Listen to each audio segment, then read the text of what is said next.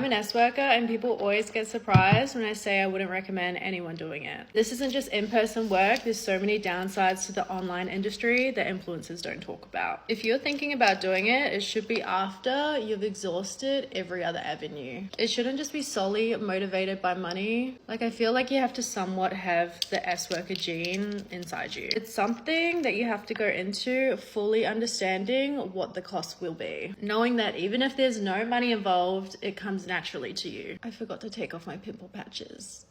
Ow. When I was with clients back to back or making videos with like people that I barely knew, it definitely did damage to my mental health. A lot of the time I'd dissociate, I'd just end up dissociating for a full day and it would end up creeping into my day-to-day life. Like, I'd be in my head a whole lot more and it was harder to be present. And I was definitely more like detached from friends at that time. Even when you're safe and you get to choose like the clients that you work with or people that you work with and like you totally feel in control. Best case scenario, it's emotionally taxing, and worst case, it's soul destroying. Doesn't matter how polite or kind they are, on some subconscious level, it does still affect you. You're getting validation in the sense where like they're paying you all this money and they're complimenting you, like you're getting attention online, will tell you how beautiful you are, whatever. Like, it's nice to be desired, but it's so superficial at the end of the day. Being seen as an object after a while, it's isolating. Put way too much of this on. I've had some tough experiences in my life and had mental health issues a lot of my life, so I feel like that's made me desensitized and be comfortable in those situations. If I hadn't had those experiences, I don't think I'd be equipped to do this job. Over time, it wears you down, and if you don't check up on yourself, you're gonna end up crashing out. Damn, I forgot my sunscreen. I'm fortunate enough to be able to take time off. Like, some SWs don't get that luxury. We're a lot further on in SW rights than we were even just 5 years ago, but there's still so much stigma behind it. You have to go into it accepting that this will affect your future prospects. If you're putting that content out in the world, like, you can't take that back. I used to do money counts on my page and I changed my content like as my platform grew. I didn't want people scrolling through TikTok and be like, oh my God, that's amazing, look how much money she made, and not realize like what I actually had to do to get that money. Like, I did talk about the downsides, but not everyone scrolls through and watches every video. With online work, like, there is potential for stalkers. I guarantee that most women who have put themselves out there online like that have had their own story about some sort of stalker. And in person, it doesn't matter how many safety measures you go through, like, at the end of the day, you're alone in a room with a man. For me, the good outweighs the bad, but everyone is different and not everyone's gonna have the same experience. I know my limits now, but that didn't come overnight. I'm gonna go help clean up the beach today. It's turtle hatching season soon and there's still so much plastic and debris on the beach from the cyclone. Bye guys.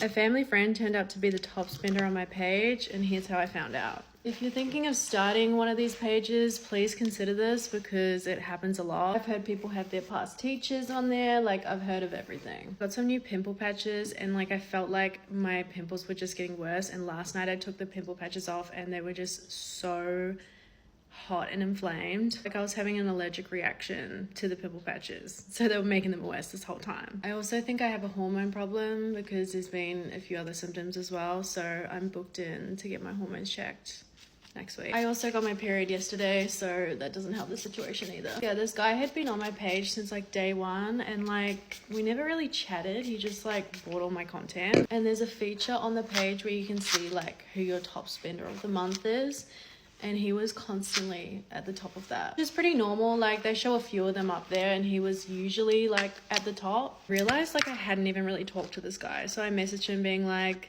thanks so much for being my top spender, and like gave him a few like free things. If you click on their profile, you can see like how long they've been on your page. And I noticed he'd been on like since forever, so I was like, how did you find me? Like, we're going way back. And he was like, you don't remember me? And I'm like, no, doesn't ring a bell, sorry. He was annoyingly being like, I know you, but you don't know who I am, he he he. And I got a ding on my personal FB being like, remember me now, lol. Well, I just felt like so sick seeing that. I knew who it was straight away. So one of my close friends growing up, we would always have like family barbecues at theirs, and their parents had like their friends come around too. I would have known him from the time I was like 11, probably to like about 13, 14. Crazy thing is he didn't even use like a fake name. I just completely blocked him from my memory. memory. I didn't even know I was friends with him on there, but then again, like, I never use it, so I never got weird vibes from him when I was young, but I also wasn't surprised when I found out it was him. He was a pretty loud, like obnoxious drinker type guy. Honestly, there's probably so many more from my past that I just have no idea that are on there. When I first made my social media accounts to promote my, I accidentally used my number that was connected to everything. So I think a lot of people who were connected to that number found those accounts easily. That's definitely something that I would have done differently. Like, obviously that number has changed now and I've learned from that, but yeah, wish I didn't do that back when I first started. Also, I tried to book a dermatologist. So I just had 2 clients and this is how much money I made doing FS. The first guy was 2 hours and then he added some extra stuff in, and the second guy was 1 hour. So I actually don't know how much I have here. I know a rough figure, but let's check. The first guy was great. He was a little bit older, so he got really tuckered out after the first hour, and he like actually napped like after the first hour, and I was like up next to him and I wasn't moving because like I didn't want him to wake up. I was like, yeah, sleep the rest of this time. And he slept for like, it was about like 20 minutes, so which was good. So that was a bonus. All right, let's do it. 2, 3, 4, 5, 6, 7, 8, 9, 10. So 1, 2, 3, 4, 5,